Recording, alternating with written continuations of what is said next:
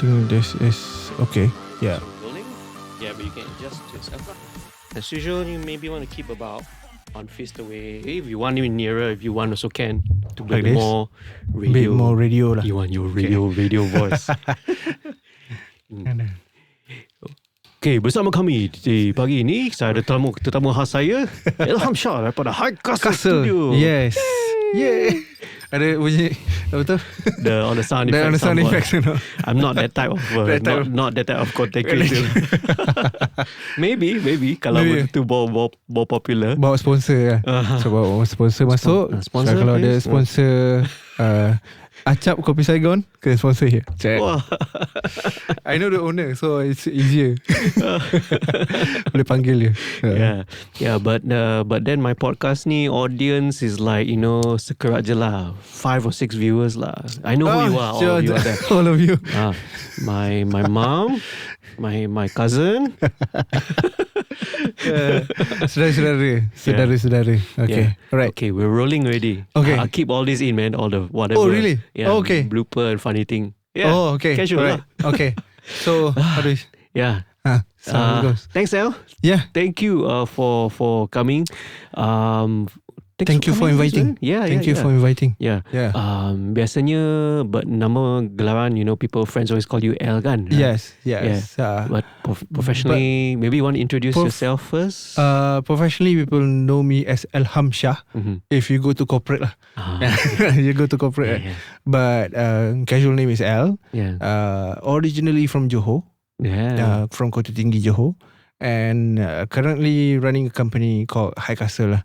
I think if any from the music scene, they knew me back then as L classmates because of my band back in the days. Betul, but after I opened a studio, they know me as L Toke Jamming. Right.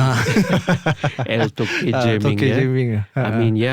I mean, classmates, I remember the name. Of course, I know Uchop also. Yeah, exactly. Uchop is also another good friend of mine. And another perfect person actually I want to get on a podcast, because for you should people who are who are in this same line, the same career lah, producers, engineers, and to see from where he was last time to now, man. Well, since I knew him for a very long time, right? So I think he's a perfect guy because I saw his growth back in Kampung sampai now. Wow. So it's like, wow, this guy had made a lot of changes in his life lah. And for me, one of these main reasons of this podcast yang I always ajak as my guest, I'm not really interested in the celebrities, in all the influencer of course lah. Kalau I nak viral, I want a lot of views, then maybe I invite those lah.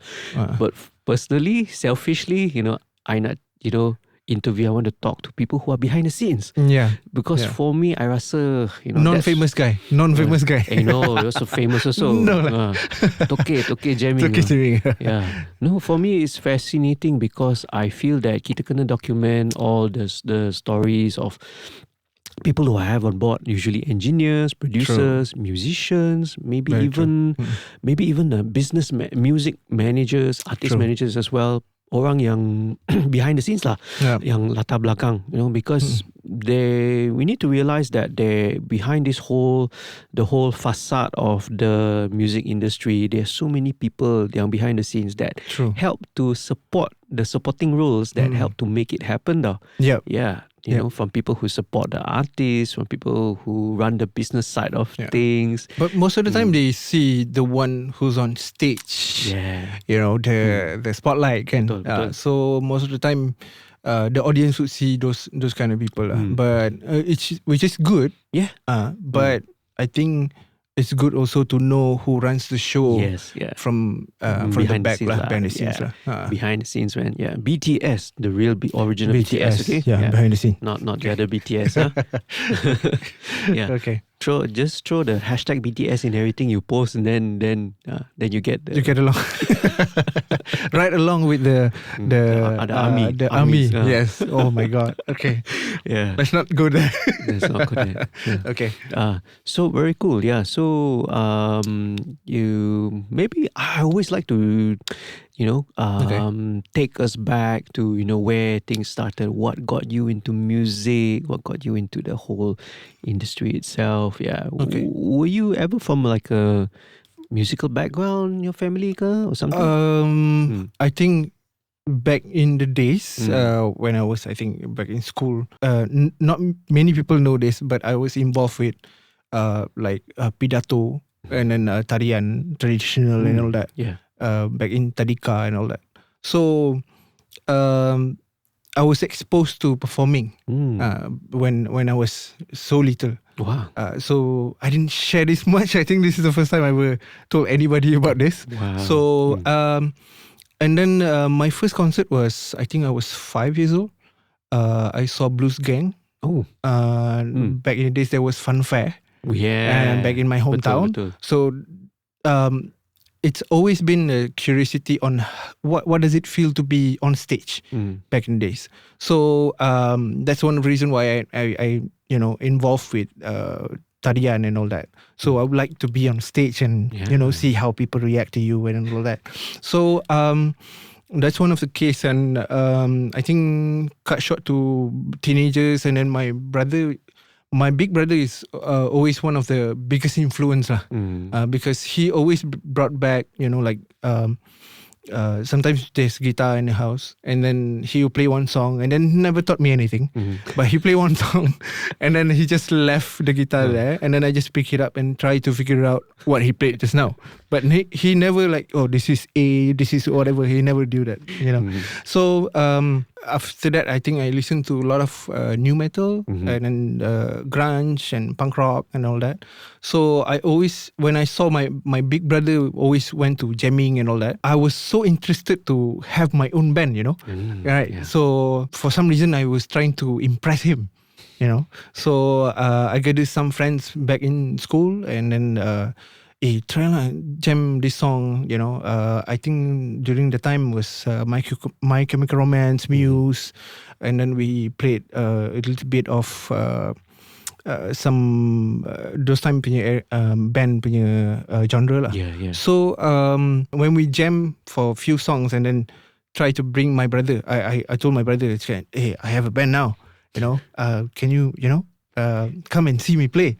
So and then he came by, and then he said, I used to like MCR, but when I watch you play, I didn't like it anymore.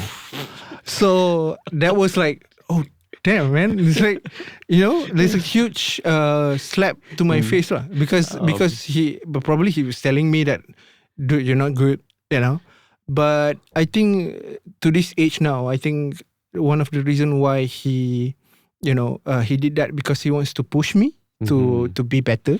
Right. So after school, I think we performed for Hari Guru when I was in SPM. Yeah. That's a usual, kids back in the days, they want to perform in Hari Guru. And then after that, I think what's next was the question. Yeah. So I saw your band, went to rock the world and all that, right? So I think 2007 we tried to record a demo, and then we tried to. I went for study in UiTM Shah Alam, taking diploma in performance. So major in drums.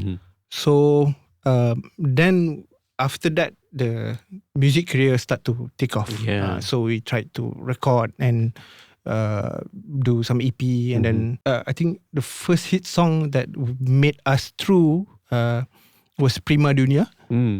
That was the time that I think our frontman back then, she went to see Hujan Rangers, some sort of like gathering with Rangers, and then he passed the EP to No Saleh, and then all of a sudden the next day or next week, No posted on Hujan official page. Wow. So that was like, hey, wait, what? Right? Yeah, what's going on? And then because that is like, you are reaching out to tens of thousands of his followers. Exactly. So after that, we started to get crowds and like, wow, this is happening, and then what's going on right now?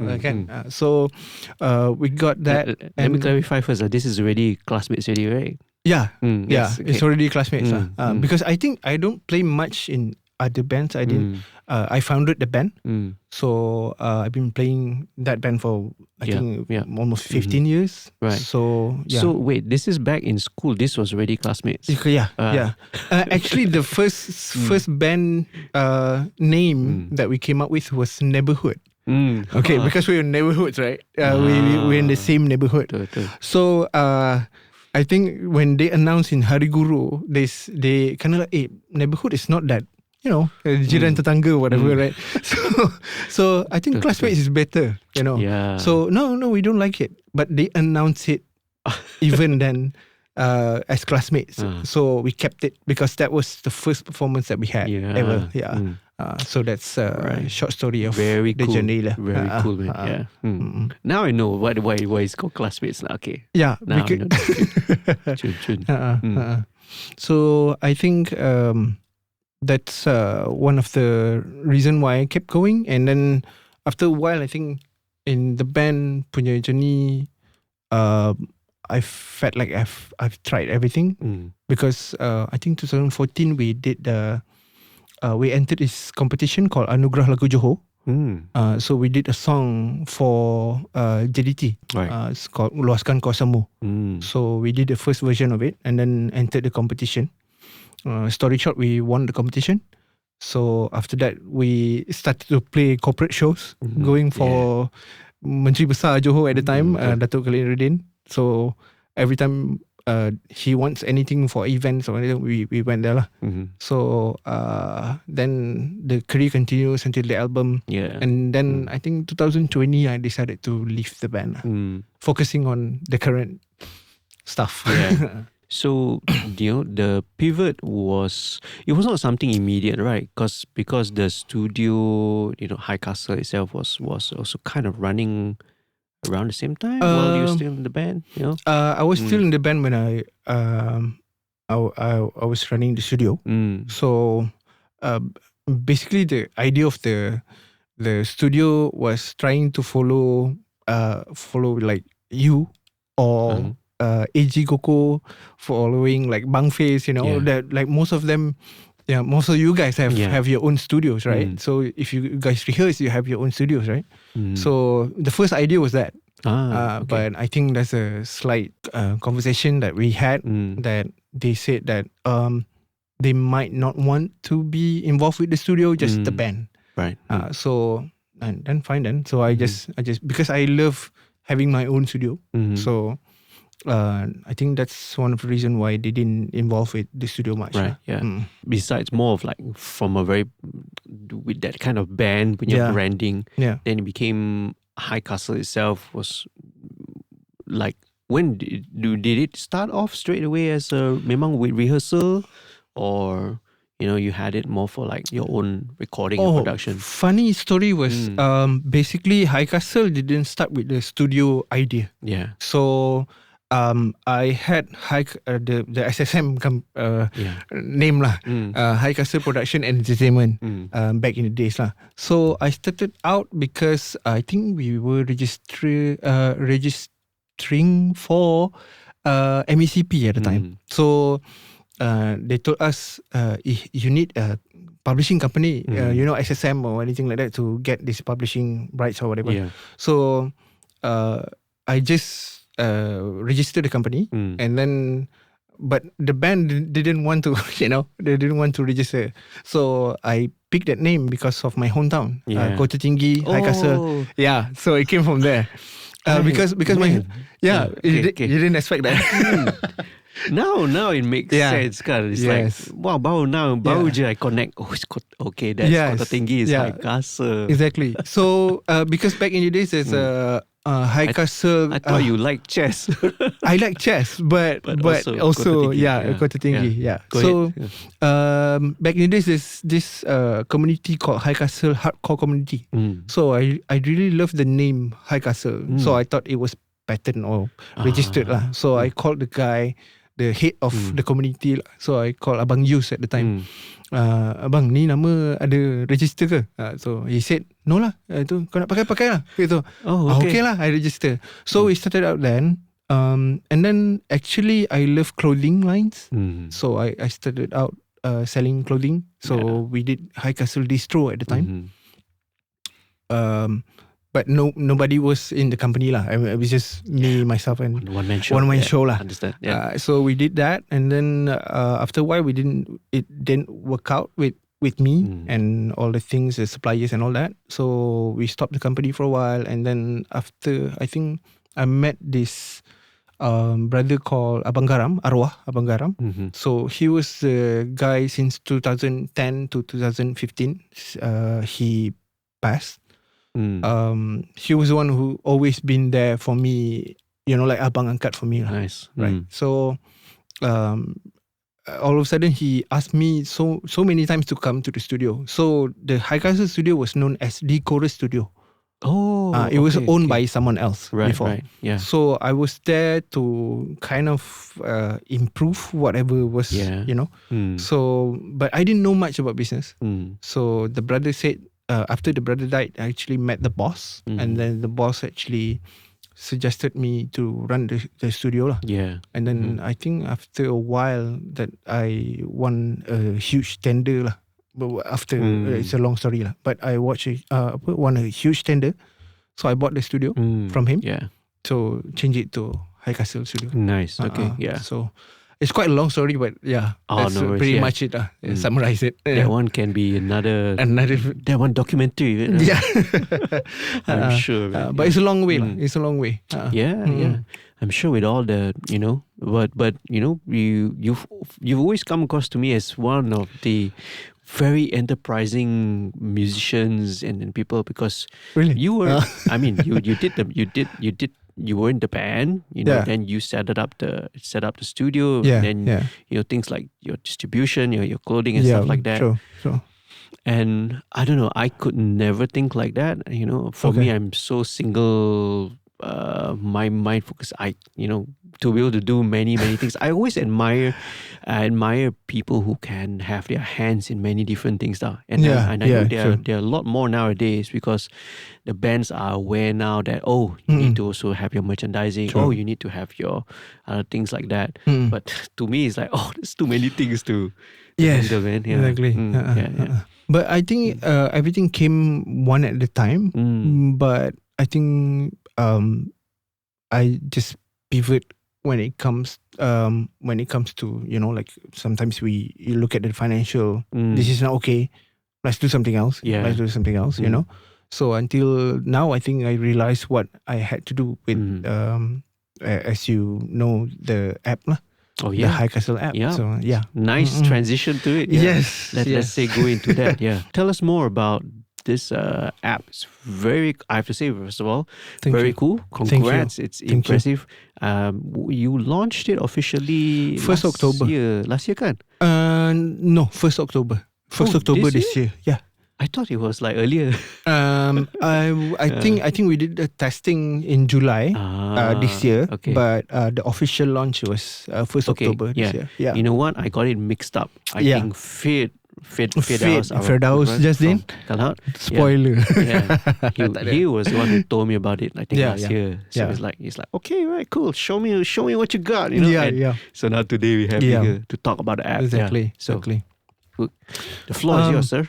Basically, the app is the early stage of I would say improving the ecosystem of the music industry. It sounds pretty much complicated, right? Yeah. But I think it's an easier way now for people to understand. It's a jamming studio booking app. Because we one of the reasons why we started the company as an app is because I was involved in one of the MDEX program before. Yeah. So it's called Iriski and Iusahawan. So for Iriski, I was not the coach. I was the center manager. But Iusahawan, I did coaching. So these are the part of the outside of this music that people don't know lah. So I was involved with both. For Iriski, basically I saw all this platform for like Upwork.com, Fiverr. I was teaching people how to use it at the time. So it's like a gig economy lah. And then I asked my boss, okay, as a musician, where do I go? With all of this platform, with all this, freelancing platform, where do I go?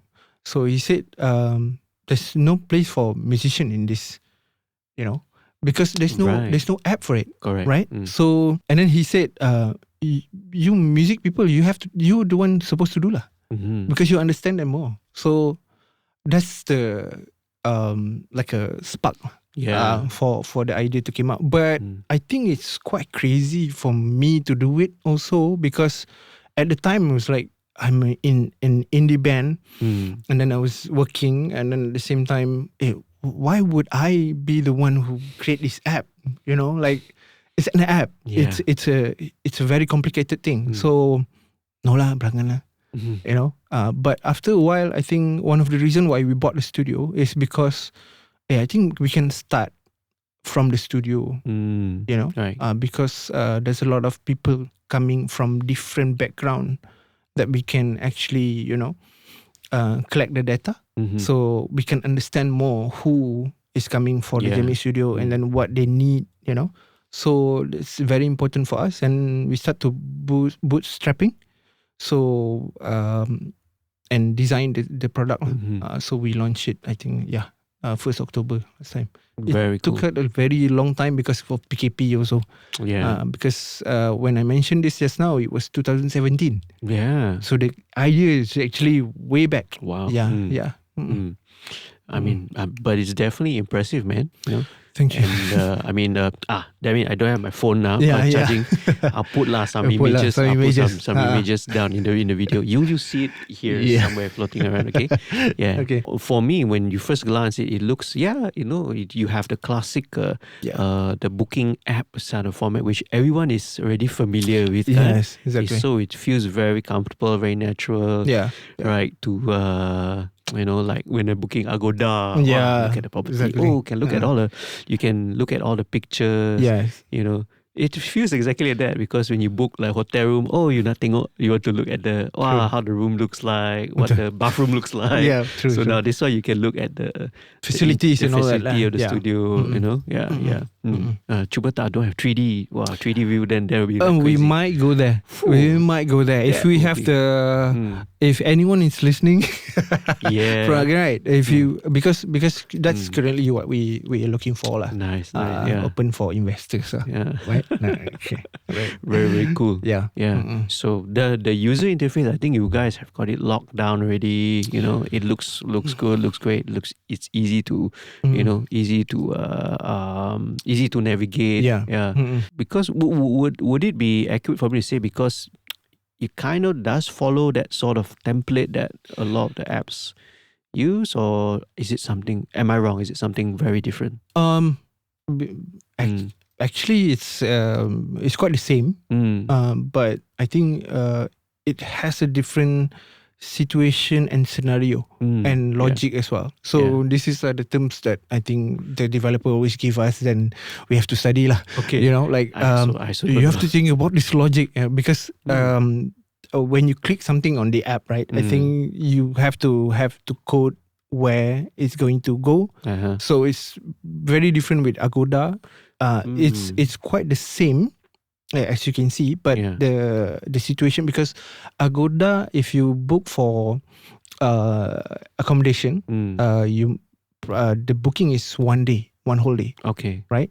So for jamming studio is 1 hour, 2 hours. Right, so it's a different situation every time. Right. So we have to figure out how to make it easy, because what you saw in the app is actually the 5th version of what we designed, but the 6th version is coming out soon. I think next year.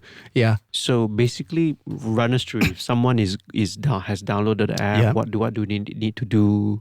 What's the first thing? Basically, the first thing that you have to create your profile. So easier for other people, because the new features coming up is people can connect inside the app. Oh, okay. Yeah, so that's where we're going lah with this. I think some sort of a social network kind of stuff, because I think I saw a lot of music community out there in Facebook or whatever. I think they try to navigate towards each other, trying to find, like we talked just now when we had coffee, people trying, hey, you guitarist you drummer, let's connect and play some Nirvana songs or whatever. So that's what you're going lah. So I think the next thing that you can book, two ways that you can book, payment. It's easier, I think, if you use the HC wallet that we have provided in the app. So you get points for the next time. Probably if enough points, you get free jamming. So that's what we provide for now. Very, very cool. So did that your own infrastructure memang dekat sana lah. Right. I mean, but if they don't, there are other options as well. Your normal options, online banking, your online banking. Orders, we have we provide. We use Senang Pay for our payment method. So FPX, credit card, debit card, the usual lah. Yeah, the usual. Everything is there lah. Obviously, with an app, then the payments to the app. They can book for. Is there like any minimum or maximum number of hours? Basically, currently we have the app itself. The logic is until 12 a.m. So customers can only book until 12 a.m. Oh, okay. So I think we need to change that. Zul, developer, again, we have to change that because I think our experience also. After 12, most of you still get a lot of kids who want to jam. Yes, exactly. What's the? I'll get into more of the demographics because this is your area lah. It's your specialty lah. So that's very, very cool. You mentioned just now, some improvements to the app, and what's the major thing that we can expect from the next version? The next version that we are working on right now is make it more easier for customers to book a slot. Because right now, I think one of the features that we want to do is filter. Filter, basically, you don't have to check one by one the studio. So right now, you have to, go to each profile if you want to, check if they're available or not. So filter will make it way easier. You just it will detect your location of your app, and then you just put the time and date. It will filter you the studio that's available, so you don't have to check every time. So then only you can choose which studio you want. That's one of it. So in this, it's always the booking is all. I mean, because the account is individual, right? Yet it's still paid by the individual lah. Right. Well, different way of having to think about it nowadays. Because last time, kalau I remember dulu like, okay, kita kongsi. Then bila dah habis jamming, it's like everyone take out their wallet. Seorang RM5. That's actually one of the things that we want to do also. Because cool. Because I think that's the issue with people going to jam and then they share, right? So I think one of the features was split pay. Split pay where you pay directly, but it's spread. It's quite very complicated to do lah. On the coding side, so and very expensive to do because it requires you to do a lot of navigation within the app lah. Because it's different account. Like for example, if you have like 12 people in the band, it's going to be very hard to take each one. How many percentage to take from each account, right? So 12 people. This one is like Budak Nakal Ujung Simpang. Shout out to you guys. 12 people. Correct. 12 people. Betul, so it's quite hard to take. So it's easier to have. I think we should do like band manager, right? So the band manager has to pay, and then like later on, maybe that can also be one thing. Maybe band manager can have like a separate account, right? Yeah. Oh, that's an idea. That's a cool idea. For the bands that have gone to the next level lah. Okay, band manager yang handle all the Okay, that's very cool, man. There's a lot of exciting things in store lah. Yes. How's the if you don't mind me asking, like how many studios do we have right now that's onboarding lah, for this. Currently we have 10 studios, all in Klang Valley. I think we got 2 in Shah Alam, 2 in Melawati, and then we have a few one in Sepang, one in Bangi, and one in Cyberjaya. So most of them they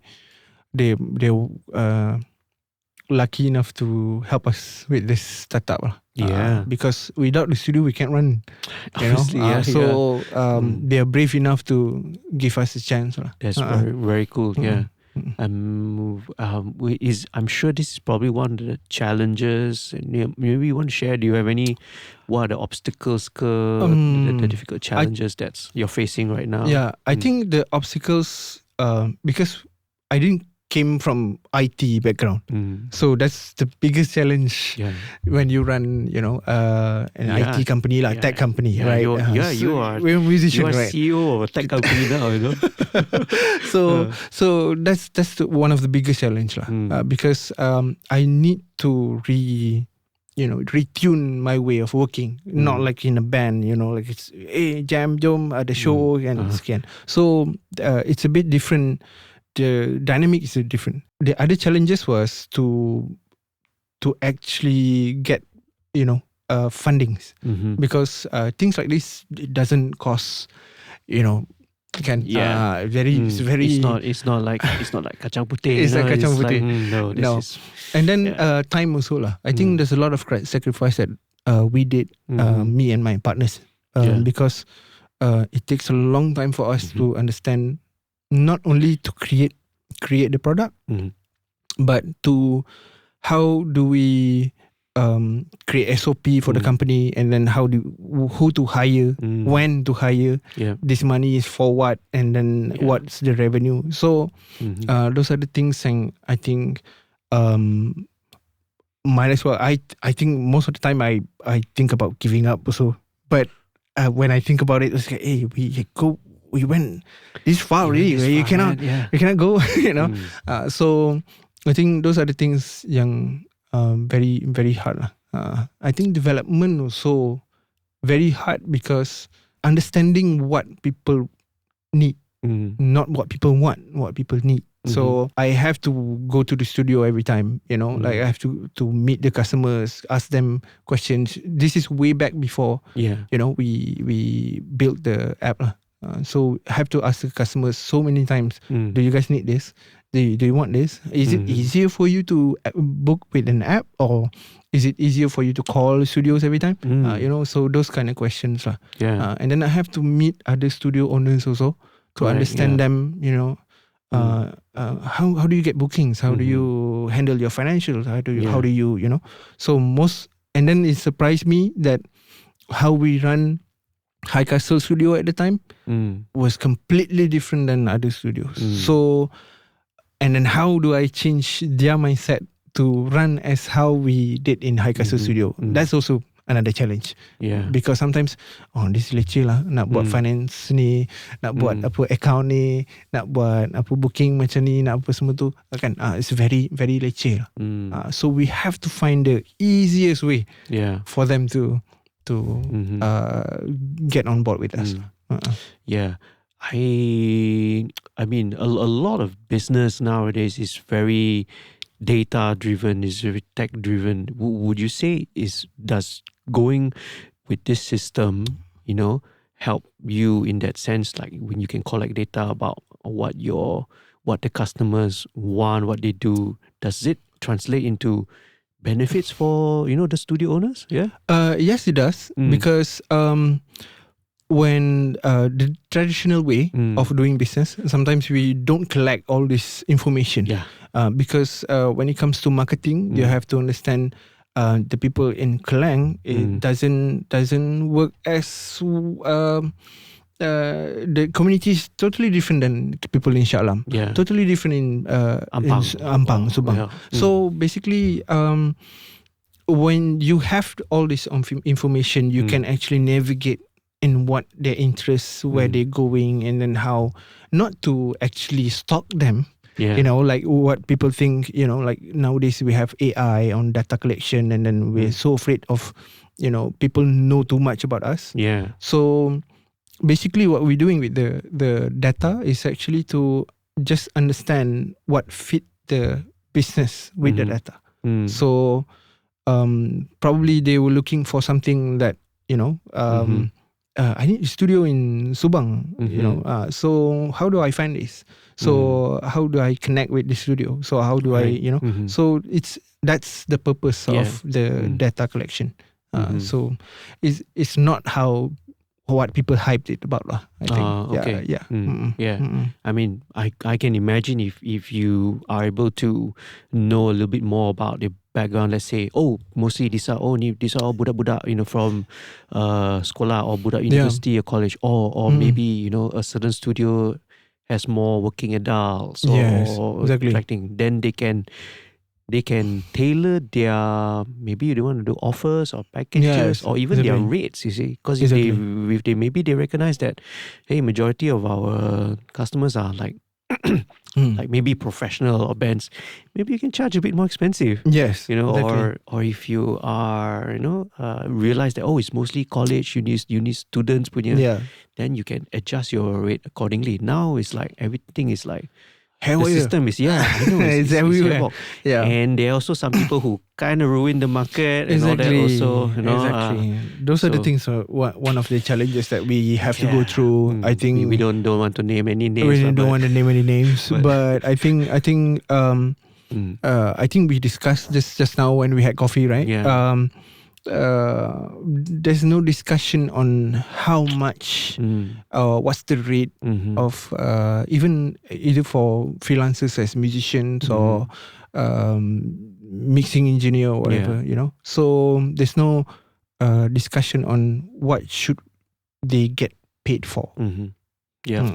Have you ever discussed that with anyone?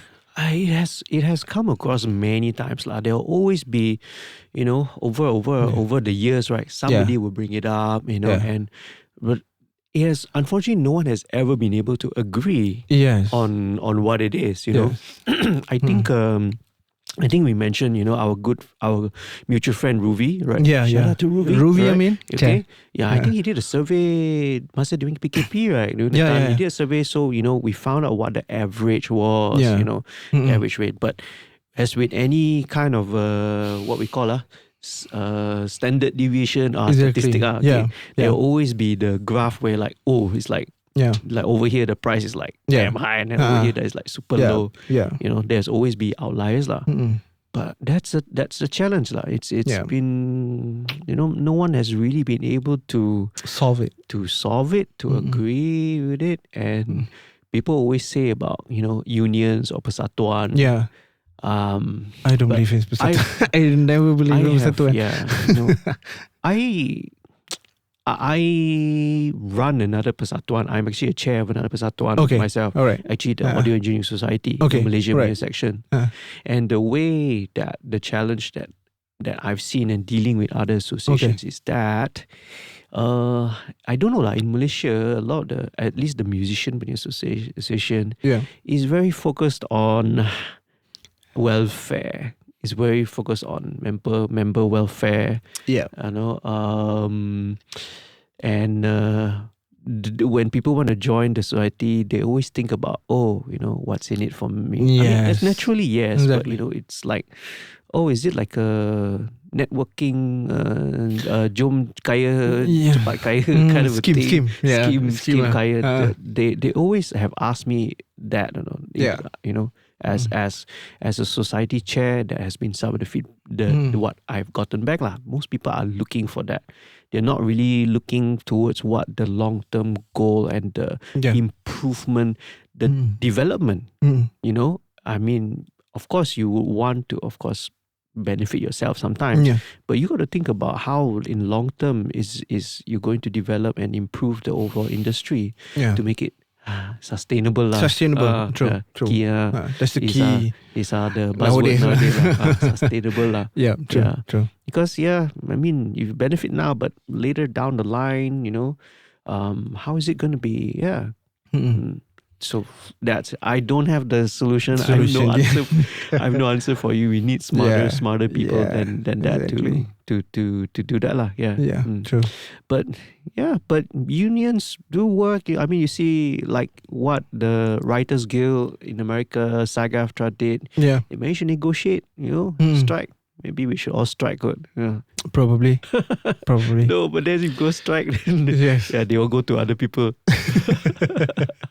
But coming back to I think how to solve the rate issues, I think I also don't know. I think because I think the education institution also didn't take part. Yeah, I honestly believe that they didn't take part at all because I think they were the one supposed to came up with some solution because they did a lot of research over this, right? Yeah. I mean, there is a little bit more in terms of like maybe like for the colleges, universities, they have more of the module when it comes to like maybe the business, financial, especially the music and the arts related lah. They will have a little module about financial literacy and all that stuff. But if not, I mean, back then for us, it was like there was a business class, but it's very theoretical kind of thing. Yeah, exactly. And to practical, no one taught us how to do taxes, how to do all this kind. No one teaches us that. Even my parents they would teach us how to do all this thing. You have to how to get away from taxes. Yeah. Cut. Edit. Right. Edit after you get. I'm joking. Yeah. Right. For legal reasons. Legal reasons. This is just a joke. Okay? Just a joke. Disclaimer. I have to put down there. So those kind of information was not taught in school or university levels, right? And then I remember when I was studying also, when we came out from university, we kind of, okay, what do we do now? Okay, some of us maybe started like a wedding bands or anything like that, which is good for them. And then some of us probably went to the industry, record a song, become an artist or whatever. But those things wasn't for everybody. Yeah, right. But what about the other, numbers of the one who didn't make it, So that was the question. I think. That's always Oh, that's always a challenge, man, Maybe we need you to give a kursus, and I did talk also in the ITM for music, I think when was it? I think a few months ago, May, I think. So the question that came out from one of the students is actually, abang, saya baru habis degree, and then how much do you think I should get paid? That was the question. Yeah. So what I answered that question was I asked them, what are you willing to do to get 5,000 ringgit a month? So the class went silent because they have no idea what what are you willing to do to get 5,000 a month? Okay, you want 10,000 a month? What are you willing to do to get 10,000 a month? Yeah. So I think they have to change the conversation into what they can provide instead of I think for us, like creatives are a little bit unique because we don't have the same industry benchmark like other sectors. Yeah. Like if you're like doctors, the salary, right? If you're in any other, your white collar jobs or even blue collar jobs, you already know market rate is like that lah. Yeah. So but with creative work, it's exactly. wild west. Yeah. But just one question, Jadi. Do you want to have a standard? For you personally, I mean, do you want to have a standard like, okay, I'm a machine engineer, for example, I got paid for 10,000 a month, do you want a standard? So now I'm asking JD. The interview. The tables have turned. Right? Yeah. What do you think? I think certain areas, right? I think like for me I think it depends on the type of project you're working on. For me, if it's corporate or label work, then you charge at market rates. You expect them to be paid at market rates. Now, if you are independent, you're not under a label, you are or not receive funding or some kind of have you have a sponsor or something like that, special circumstances, then yang tu kita boleh bincang. Everything boleh, boleh nego. PMTP. PMTP boleh nego. I feel it's that way lah. I mean, this conversation actually is not only here, even in like negara barat, the Western in the US also, they always have these conversations as well. Oh, okay. And, and it's hard. No one can really agree. I think obviously if, let's say, because US is so big, obviously if you are centered in like LA or New York, then you have your set of the range of rates. But if you're outside of that, the smaller, smaller towns, the other states which are, then there can be different rates as well. I know of a few people that I know, like one is based in Texas, another one's based in North Carolina, and they used to be in the LA, New York kind of thing, but they've moved out to this other country. For many reasons, quality of life, cheaper rates, getting out of the big cities, that's one of the things. Exactly. Retire. For retiring, I think one of the questions that you brought up as well about how much you expect the students can. One of the areas I think also, one of the factors is to match their lifestyle. What kind of lifestyle you want to live? Exactly. Oh, we never talk about that, right? If you want to live a certain lifestyle where you're going to need this X amount of money, right? Your lifestyle choices, like every day you need your Starbucks, or or every day you need this or whatever. Your monthly, you want to have your entertainment to spend X much on how much. Then you need to realistically look at how much work you need to do, and then how much you charge your rates accordingly. I think that's one of the things that I didn't mention before. One of the sacrifices that I have to make. Which is the lifestyle. So I need to spend every single ringgit that I have towards something that, I have no idea if it's going to work yet, like for example like that. So I feel you. So I think the conversation has to go back to personal issues because sometimes I see youngsters nowadays, right? They go like with the Instagram, social media, everybody want to show what they have, what they drive, what they whatever, but it's okay to do that. It's your personal preference, but I think but most of the people that I met that showed all those things have other problems at the back that they never shared or never, never imposed, So I think youngsters nowadays have to, not only youngsters, I think some of the one that my age or your age probably are still running their show like that. Not only that, it's not only just for youngsters, people who are new. Sometimes even people, if they want to transition into this career, so they got to be aware of it lah. Some of the things. And I perfectly understand, man. God, you asked me a question how I sustained this long before that. That was lifestyle choices, you have to sacrifice a lot of other things, right? A lot of other things, a lot social life, entertainment. I'm not hanging out and enjoying, and going on. We don't go healing. We don't go for healing, okay? We do a lot of work instead of healing. Well, a lot of healing takes place here inside the studio. Exactly. So it's a lifestyle choice as well, definitely lah. That's one of the things that anyone who wants to get into music, creative side, it's a very much a lifestyle choice, lifestyle driven. Exactly. So your decisions have to be made that way. How you charge needs to be, Exactly. In some ways, I don't like some it's not like I don't like. It's just I don't prefer I would say. Don't like is too heavy So I don't prefer like most of the hype of entrepreneurship. It's always about the money. It's always about the cars you drive, So I think that impose a lot of, wow, I want to be an entrepreneur because of, I can have big houses and cars apa semua kan. So I think because right now I think most of my friends, Firdaus always told me that, El tu banyak duit. I was like, oh God. I mean kan. So but those are the things that they thought, because we are, doing business and entrepreneurship, right?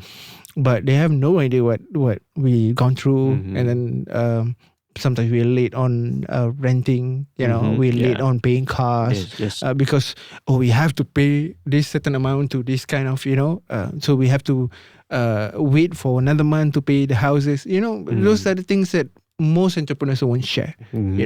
So I think the reality, when the reality hits you, that's when you know for a fact that I can't eat Tony Romas for for the next 12 years.